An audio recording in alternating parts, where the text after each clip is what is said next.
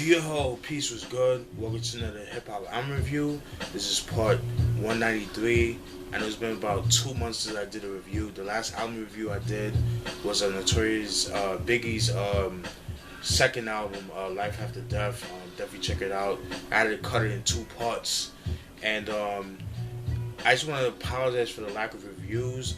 I've just been busy doing the live stream with Mike Sears, Tribro Gigolo, and MC Reg. Also too, and shout out to Ross Hartley too, because he's part of the clique. Tonight at 10:30, we're gonna be doing another live stream on Mike Sears' channel. We're gonna be talking about Jodeci. So for all my R&B heads, definitely check it out. It's something you're not gonna want to miss. I'm excited. I know you guys are excited. If you guys are into R&B, I think you guys will enjoy it. You guys will appreciate it. So I'm looking forward to that. But enough of that. We talk about this album. The album that I will be reviewing tonight is Shyheim's second album, The Lost Generation, released in 1996. I did a review on his first album, aka The Rugged Child. So you guys should know who he is. He's an affiliate or Wu affiliate. Stapleton Projects. That kind of thing. He dropped aka the Rugged Child album in '94, and 2 years later he dropped this album. Around this time in '96, he actually was featured in a film called Original Gangsters with Fred Williamson, Drew Down. It takes place in Gary, Indiana. Pretty much about gangsters that took over the city of Gary, and it just became it's just like mad hood, like run down and shit like that. And you have former gang members, Fred Williamson, Jim Brown, Pam Grier, who they kind of they left the city. They see in ruins, and they kind of trying to save the city, to trying to take over people and stuff like that. So pretty dope movie. I like the movie. Dope soundtrack as well. Enough of that. I'm gonna talk about this album right here. This album has 2 singles. Let me turn down the volume.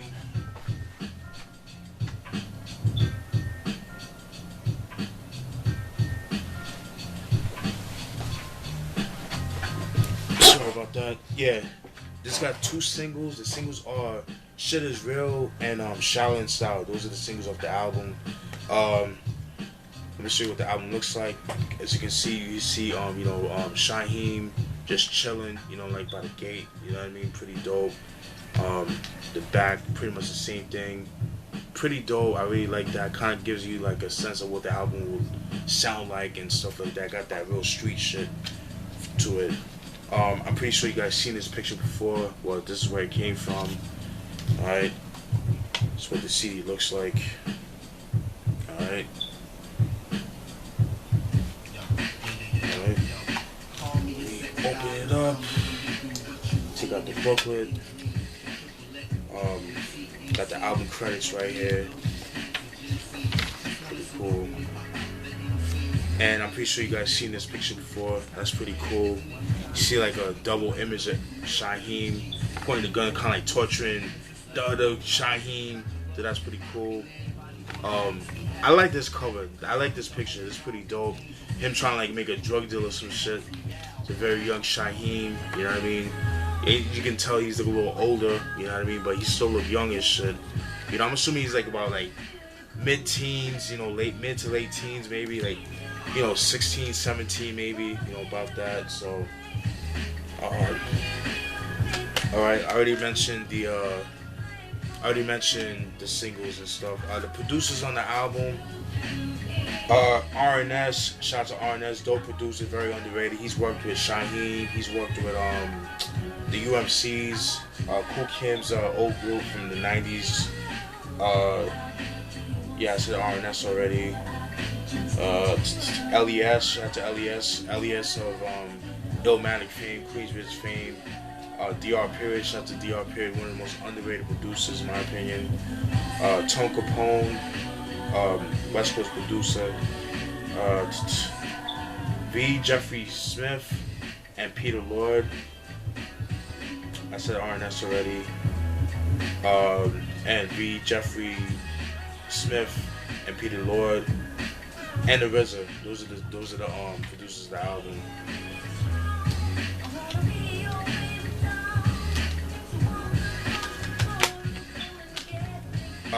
Next track. Sorry about that. The features on the album. Pop the Brown Hornet of GP Wu fame, very dope MC, very underrated. Rubber Bands, another dude from the GP Wu crew. Download Record, June Lover, also part of the GP Wu fame. Squig, Trigger the Gambler, Smooth the Hustler, DV Alias Christ, Lamisha Grinstead, and Camila Williams, Madman, Rubber Bands, I mentioned before, and Killer Sin. Those are the people on the album, alright? The features. Now, without further ado, let me get into some of the tracks like I usually do. Track 1 is Shit Is Real. That's the first single of the album. That has, it's like a, braggadocio track, that kind of thing. Has kind of like a, kind of like a West Coast kind of feel to it. I remember when I first heard the song, I didn't like the beat because I feel like it didn't really fit the album. But over the years, the song kind of grew on me. So, definitely has got like a smooth West Coast vibe to it, like that like smooth late night driving feel to it. You know what I mean? Like, you about to go out in the club. You know what I'm saying? You just driving through the city. That kind of thing. It has that kind of vibe to it. There's a video for that on YouTube. You can definitely check it out when you guys get a chance. Track 2, Dead God, featuring Pop the Brown Hornet of GP Wu fame. Very dope song. In this song is a deep track because in this song he talks about him being a product of the environment and unfortunately him falling victim to the street life. Him selling drugs and doing crime and doing stuff he has no business doing, and because of his choices and his limited education choices, he doesn't have as much opportunity. He wants to do the right thing, but like when he tried to apply for a job, because of his criminal history, he doesn't really have as much choices and stuff like that. So he has to dabble into the streets, and that's the only way he's able to survive as far as like monetary. And this is some true shit because that happens all the time. Because I feel like jails don't help people. It might help some people as far as like not doing it again, but as far as like trying to like start over and things like that, it really doesn't help people. It doesn't rehabilitate people. It just fucks up your life. You know what I mean? But that's just my opinion on that. But yeah, that's Dead God. Track 3, Jiggy Coming. That's a pretty decent track. That's a pretty dope track.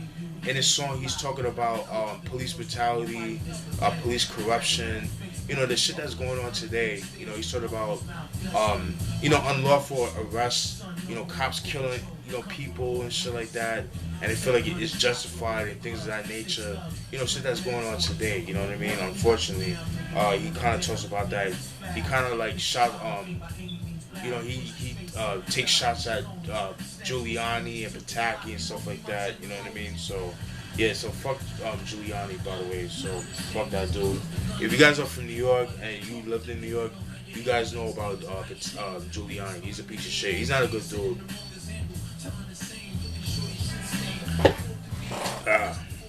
Excuse me. Track 4, 5 Elements. That's a posse cut. It features Rubber Bands, Pop the Brown Hornet, Download Record, June Lover, pretty much the whole GP Wu. Pretty dope, man. Dope posse cut. My opinion, I feel like Download Record and June Lover had the best verses on the song. Very dark beat. I really love that joint right there.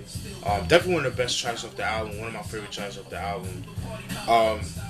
Track 5, Shaolin Style featuring Squig. Method Man's is like on the sand, or is in the chorus too. He's actually in the video. Excuse me. Pretty dope joint. You know what I mean? In the song, he just talks about how to get down in Stapleton projects and things like that. Because that's where he's from. He just talks about how to get down, the street shit and things of that nature. That's what I got from Shaolin Style. That's the second and final single of the album. Track 6, Real Bad Boys. Love that joint. One of my favorite tracks of the album. Really dark beat. Um, in this song, it features uh, no, I'm sorry, it's a solo track. He had a line which I wrote down where he says, one of my favorite lines when he says, I make it, I make it death fun when I kill you. I take a power driller and drill it through your liver. I mean, it's so fucking dope, man. That's some evil ass shit, but it's some evil ass shit. But it's like the way he said it, the way it flowed, it just sounded so dope, man. Yeah, that's all real bad boys. Um, Track 7, What Makes the World Go Round, featuring Trigger the Gambler, Rubber Bands, of DB alias, excuse me, of GP Wu fame, Smooth the Hustler, and DB alias Christ on the hook, stuff like that. Love that joint, has like a really dark feel to it. DR Period did the beat, it definitely sounded like something that could have been on Smooth the Hustler's first album, Once Upon a Time in America. I need to get my hands on that album, but that goes for a little bit of money. But yeah, that song right there, definitely one of my favorite tracks off the album as well. Um, Track 8, Can You Feel It, is a braggadocio track. It's okay. I feel like it was like one of the weakest. I felt like it was like one of the weakest songs off the album. Like the beat wise, it was kind of weak. It just kind of had like a hip hop R&B kind of feel to it. It's definitely boom bap, but it's like more towards like on an R&B scale of things. It's like, can you feel it? Do you believe me? Like, nah, I'm not digging that. It's just I wasn't feeling that joint. Track 9, Life as a Shorty. In this song, it's a pretty dope joint. In this song, he talks about how growing up, he was pretty. Again, it goes back to what I said about Dear God, him being part of the environment. Just his mom being a drug addict, him not knowing his dad and things of that nature. It's a pretty heartfelt track. My only gripe with the song is the beat. Again, it has a West Coast vibe to it. I have nothing against West Coast beats because I love G Funk. You know what I mean? I mean, look at his hat. Los Angeles Raiders. You know what I mean? I'm on West Coast shit today. But my issue is the fact that Shyheim is not from California. He's from New York, and I just wish like with a song like that, it should have been more fitting if he had like an East Coast kind of joint, like like a Fourth Disciple or a True Master beat, like something like that, like or a RZA beat, you know what I mean? To talk about the shit that he was talking about, especially him growing up in Stapleton Projects in Shaolin. That the beat is dope, like I said, but I mean the song is dope. The beat, I feel like they could have used a different beat. Dope beat, but to me it didn't fit the subject matter, especially him not being from Cali. But that was my only gripe with the song. Track 10, Don't Front, Let's Chill. In the song, he just talks about being a player, him not being able to settle down. He's not a one man. He's not a one woman. Give me 1 second.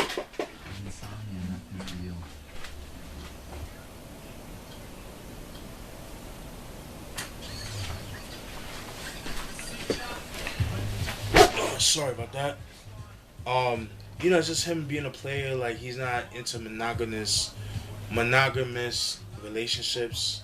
You know what I mean? So he's not about settling down, and that's what I pretty much got from that joint. Don't Front, Let's Chill. Netflix and chill, right? Things happen. He just talks about him being on the run and being paranoid. I'm pretty sure some people could relate to that, like just being on the run, not being able to trust anybody. You know what I'm saying? Because you don't know who's who, or who to trust. You don't know who's gonna snitch on somebody. It's just that kind of thing, that paranoid kind of thing. I can't relate to that because I don't live that life. So, but yeah, track 12, see what I see. That's a pretty dope joint. That was produced by DR Period. There's another dope dark beat from him. Yeah, man, I love that joint, man. It features DV alias Christ. In the song, he talks about, him being tired of the street life, but he still wants to. But he's tired of the street life. He's trying to do good, kind of same thing like Dear God, but he knows that that's the only thing he has going on for him. So he knows if he goes to the street life that, you know, that's the only way he'll be able to survive. Even though, like I said, he has limited options, so he's not able to do the shit that he wants to do. You know what I'm saying? That, you know, that most people in society get to do. You know what I'm saying? So he has to work twice as hard just to get those things. You know what I mean? So it's just one of those things. You know. Track 13 still there. Uh it was okay, man. It was like a lovey-dovey type track. You know what I mean? I just wasn't feeling that song. I just felt like it didn't really fit the album, in my opinion. That's just my personal opinion. He's just dedicated to a girl that, like that. You know, I guess he was in a relationship. Like, oh, you always gonna be there for me. Blah blah blah blah blah. Just didn't really fit the album, in my opinion. In track 14, Young Gods, featuring Madman, Rubber Bands, Ninth Prince of Killer Army fame, Killer Sins on this joint too. I wrote it down actually. Um, I wrote down my favorite line off the album. So yeah, it features Ninth Prince of Killer Army fame, Killer Sin, Rubber Bands of GP Wu fame, RZA and Raekwon. Like I said, I think Killer Sin had the best verse. Also, RZA did the beat too. Throw that out there. But Killer Sin, my favorite line from him when he says, "We never play with commercialism. The hardcore rhythm give him more hell than an exorcism. My terror don't be a clever poem. Clever poem. Let it be known. Let it be known. I'm packing chrome and rolling fatter than 11 bones." I mean, that shit was so dope, man. Hold your head up, Killer Sin, man. It's unfortunate that, you know, he's in jail for attempted murder. You know, Robert De Niro once said in Bronx Tale, the saddest thing in life is wasted talent, and Killer Sin is one of those, man. It's just a shame that he couldn't keep himself out of the streets, and, you know, because of that, he's doing 16 years to life, man. It's just pretty sad, man. And it's a shame that we never got an album from him. Could you imagine an album from him from around like 96, like 97, 98? Oh my god. With Fourth Disciple in the production, True Master, oh my god. Woo! That would be so dope, man. But a man can dream, you know what I mean? But yeah, overall, dope album. The big difference with this album, like again, it's like a more mature album. He's a little bit more aggressive, a little bit more darker than his first album. You know what I mean? Like I said, he's more mature. Some of the beats could have been a little bit better. Like, I feel like some of the beats, you know, like with some of the subject matter, didn't really fit the subject matter. Like Shit Is Real, Shaolin Style, Can You Feel It? I mean, Can You Feel It does fit, but I just wasn't too crazy about the beat for that song. Still There, I just was not a fan of that song, or those songs, but I did like Shit Is Real, Shaolin Style, but the rest of the album was dope. Like I said, that was my only gripe with some of the beats, but pretty dope album. It's out of print, but I don't think you're gonna pay crazy money for this, unless I'm wrong. I got this album for $5, so, you know, and this was like a couple years ago, but I don't know if the album, you know, fluctuated. I know with Manchild, the joint he dropped in '99, that goes for a little bit of money. I'm trying to get my hands on that, but when I start getting more money, then I will definitely pick that album up, you know, order it online and stuff like that. But yeah, this is Shyheim with The Lost Generation, released in 1996. Dope album. Definitely give it a chance. Let me know what you guys think. Did you like the album? What's your thoughts on the album? Did you like it? Did you like you didn't like it? Let me know. Alright? Stay tuned for more joints. Got 2 more albums I want to review. Not gonna be today, probably like tomorrow maybe. Still working on the second album that I want to talk about. Stay tuned for that. And yes, I will be working on the BG Knockout and the Dre album. I didn't want to. I should have never said that, but that was like the cat out of the bag and stuff like that. But yeah, so I'm definitely working on that album as well. So definitely stay tuned for more. All right, peace.